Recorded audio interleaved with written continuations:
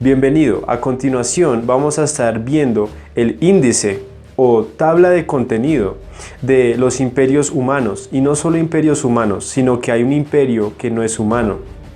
Daniel capítulo 7 versículo 1. Durante el primer año de Beltesazar, rey de Babilonia, Daniel tuvo un sueño y visiones en su cabeza, mientras estaba en su lecho, y después escribió el sueño y relató lo más importante del asunto. Habló Daniel diciendo: estaba yo mirando en una visión nocturna, y he aquí que los 4 vientos del cielo agitaban el gran mar. Daniel es un profeta de parte de Dios que se encuentra en el cautiverio en Babilonia, y él tiene un sueño. Vemos que esto ocurre en el primer año del rey Beltesazar. Esto estaría como en cronología al final del capítulo 4, antes de empezar el capítulo 5. Y él estaba mirando en una visión nocturna. Esa visión nocturna significa, en el símbolo, en la ilustración que se está haciendo, que Dios va a traer un juicio. Que los 4 vientos, esos 4 vientos representan no solamente vientos, sino seres espirituales. Y ya lo vamos a mirar más detenidamente, que agitaban en el gran mar, en el mar. Este gran mar hace referencia al mar Mediterráneo. Esta historia empieza, y lo podemos mirar en Ezequiel capítulo 10, cuando Dios se lleva su presencia con los querubines. En la presencia de Dios hay 4 querubines. Estos 4 querubines tienen la función de adorar a Dios de día y de noche, y en un sentido de protegerlo. Ellos son los que están cerca de Dios. Estos 4 vientos vienen y se llevan la presencia de Dios del templo de Dios, porque Israel estaba cometiendo paganismos terribles. En otras palabras, este inicio, este juicio, lo empieza ejecutando Dios mismo, y Dios está aquí permitiendo que los babilonios y todos los demás medo-persas, griegos, romanos, traigan este juicio sobre su propio pueblo. Pero no es en vano, es un juicio estratégico para que las personas reconozcan que Dios realmente es el único Dios. Así es que todos estos imperios de sufrimiento y tanto dolor fueron la mejor alternativa posible para que Dios cumpliera sus designios en la tierra, y para que la mayor cantidad de personas del mundo antiguo, incluso del mundo actual, llegaran al conocimiento de la vida eterna, de la salvación. En el versículo 3 dice: y del mar surgieron 4 enormes bestias, distintas una de la otra. Nosotros tenemos la tendencia de pensar que estas bestias son con poder satánico. Y hay versículos que nos dejan saber que Dios fortaleció o permitió que estas bestias surgieran. Eso no significa que Satanás no les dio la idea o no estaba también en ese proceso. En Ezequiel capítulo 28 vemos que él fue creado por Dios, el querubín. Él era uno de los querubines como los que tenemos ahí, pero él decidió rebelarse en contra del Dios Altísimo, y él quería ser igual que Dios. Ese fue el mismo error que cometieron muchos reyes. Los reyes, algunos, conocieron a Dios y se arrepintieron, pero para Satanás ya no hay alternativa. Él ya quedó condenado a la destrucción. En el libro de Zacarías menciona que él es como un carbón escapado del fuego.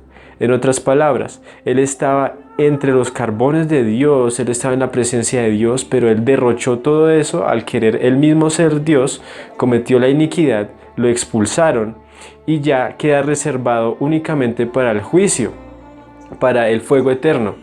Por eso nosotros no tenemos que tenerle miedo. El hecho de que no le tengamos miedo no significa que vamos a ir a: te reprendo, demonio, te reprendo, Satanás. Y el demonio ahí diciendo: ok, tú me reprendes, pero esta persona que yo estoy poseyendo es mi propiedad, porque Dios me lo permitió. Cuando la persona está en pecado, en rebelión contra Dios, El castigo es el mismo pecado y pasa al dominio de Satanás cuando está pecando, porque Satanás es padre de mentira. Pero nosotros no tenemos que estar en ese dominio, tenemos que estar en el dominio de Cristo. Aunque estemos estudiando el libro de Daniel, nuestro versículo lema es Habacuc 2, 13, 14. Todas estas cosas proceden de parte de Dios. Estos juicios contra las naciones proceden de parte de Dios con el fin, con el propósito de que la gloria de Dios cubra la tierra, así como las aguas cubren el mar. La primera era como un león y tenía alas de águila. Para entender esto, tenemos que echar un reversazo. Empezamos con la torre de Babel. Después del diluvio llegó Nimrod, un cusita, que fue básicamente el primer asirio. Y él fundó no solamente Babel, sino también Nínive y Erech. Él estaba dominando sobre esos pueblos y llegó a ser como un dios para ellos. Él probablemente vivía más tiempo debido a que en ese momento ellos vivían más tiempo.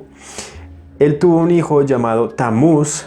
Él se llamaría el dios sol y el hijo el rayito de sol. A Tamuz se le reconoce con el becerro, las vacas. Adoraban a la vaca.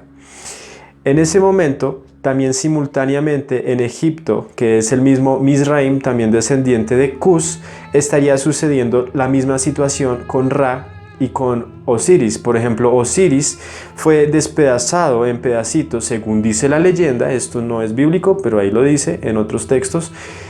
Él fue despedazado y así fue como empezó el signo zodíaco, porque al ellos resolver dijeron que esas constelaciones en alguna forma eran representaciones de los pedacitos de Osiris. Ojo con eso. Miramos que ellos tenían un león alado llamado Lamassu.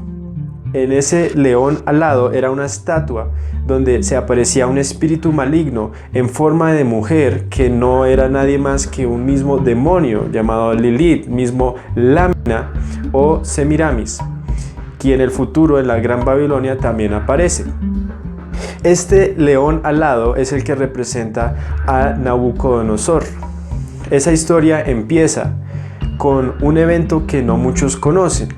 Había un rey de Egipto que se llamaba Necoa y a él lo describen en Ezequiel capítulo 29 con un gran monstruo que sacan del Nilo. Él empezó a decir, según lo hacían los mismos faraones de la descendencia de Ra, él empezó a decir que él era Dios, yo soy Dios, y por eso Dios lo pesca con 2 anzuelos y lo saca. Antes de eso había un rey en Jerusalén que se llamaba Manasés. Manasés fue el peor de todos los reyes de Jerusalén, que desvió al pueblo terriblemente. Él fue el peor de los influencers. Él luego, después de su muerte, reinó Josías a sus 8 años de edad. Y Josías, los hijos y nietos, ahí ellos fueron los que estaban cuando llegó Nabucodonosor antes del asedio. Empezamos la historia con Nabopolassar, que está destruyendo a cenizas a Nínive por juicio divino de Dios, y él también muere por juicio de Dios a una temprana edad de aproximadamente 53 años. Nabucodonosor, después de que su papá muere, él toma el poder y básicamente lidera todo ese evento. Pasa por Samaria, que es la capital de la casa de Israel, la parte del norte, llega por Jerusalén y deja que unas personas reinen, unos reyes, y baja hasta Egipto, derrota en la batalla de Carquemis a el rey faraón Necoa, y cuando lo saca simultáneamente a todos los súbditos. Entre esos súbditos, curiosamente, estaría también el rey Joacás, probablemente, que murió cuando se rehusó de pagar el tributo al faraón. El faraón se lo lleva a Egipto y ahí muy probablemente él muere, como si fuera un pescadito más, un súbdito más pegado a una escama de este monstruo.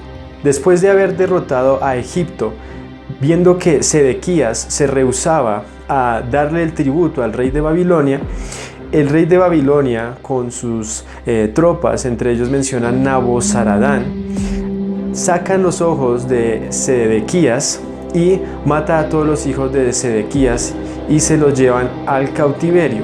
Él llega al templo, saca los artículos que le parecían interesantes y se los lleva al templo de su Dios.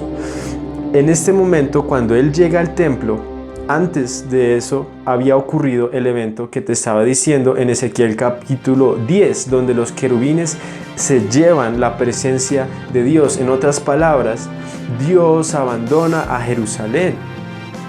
En ese momento quedan sellados las personas a las que Dios no abandona.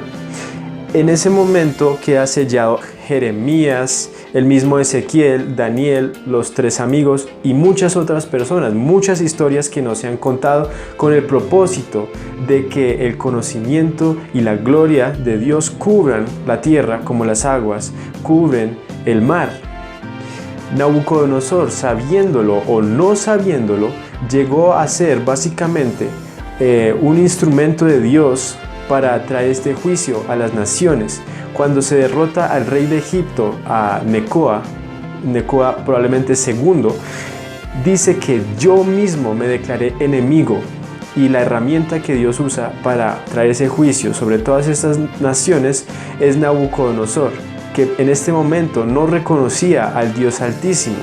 Pero vamos a mirar lo que continúa, lo que sucede a continuación. Esta es una serie, voy a pausar ahí y puedes mirar el próximo link que dejaré ahí para que puedas seguir estudiando esto con nosotros, que verdaderamente es muy importante.